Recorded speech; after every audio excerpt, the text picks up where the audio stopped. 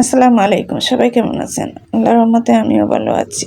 আমার আজকের রান্না শিমের বিচি দিয়ে তেলাপিয়া মাছ। শীতকালীনই বিভিন্ন সবজি মাঝে আমি শিমের বিচি পছন্দ করি। আমি কিভাবে শিমের বিচি রান্না করি একদম সাধারণভাবে সেটা আপনাদের দেখাবো। আশা করি ভিডিওটি ভালো লাগবে। আর ভিডিওটি ভালো লাগলে আমার চ্যানেলটি সাবস্ক্রাইব করে রাখবেন। আমি এখানে আধা কেজি শিমের বিচি ভিজিয়ে রেখেছিলাম। এখন আমি এগুলো ছুলে নেব। আমি কড়াইয়ে তেল দিয়ে দিলাম। তেলটা যখন সামান্য গরম হয়ে যাবে আমি দিয়ে দিচ্ছি পেঁয়াজ, কাঁচামরিচ। এখন আমি পেঁয়াজ হালকা ভাজে পেঁয়াজের কাঁচা গন্ধটা দূর করে এখন আমি গুঁড়ো মশলাগুলো দিয়ে দিলাম। 1 চামচ মরিচের গুঁড়ো, 1/2 চামচ হলুদ গুঁড়ো এবং ধনিয়া গুঁড়ো 1/2 চামচ। ঝাল আপনাদের পছন্দ মতো দিবেন। সব কিছু নেড়েচেড়ে কিছুক্ষণ ভেজে নিচ্ছি। মশলা যখন কষানো হয়ে যাবে, তেলটা যখন উপরে উঠে আসবে তখন আমি দিয়ে দিচ্ছি মাছ।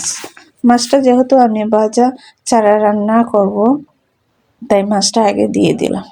মাছটা দেওয়ার পরে অল্প একটু পানি দিয়ে দিব। পানিটা দিয়ে মাছটা কষিয়ে নেব। মাছটা কষানো হয়ে গেলে আমি মাছটা তুলে নেব। এরপরে আমি দিয়ে দিব শিমের বিচি। শিমের বিচি দিয়ে দিব। শিমের বিচি দিয়ে এরপর আমি শিমের বিচিটা একটু কষিয়ে নেড়ে ছেড়ে অল্প একটু পানি দিয়ে আবার কষিয়ে নেব ভালো করে। শিমের বিচিটা যখন কষানো হয়ে যাবে তখন আমি তুলে রাখা মাছগুলো দিয়ে দেব। মাছটা দিয়ে পরিমাণ মতো ঝোল দিয়ে প্রায় 20 মিনিটের মতো রান্না করে নেব।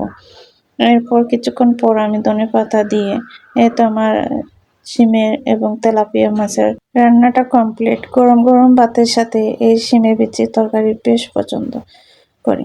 কার কার এরকম সাধারণ রান্না পছন্দ জানাবেন। আর ভিডিওটি ভালো লাগলে লাইক ও শেয়ার দিয়ে অন্যকে দেখার সুযোগ করে দেবেন। ধন্যবাদ সবাইকে।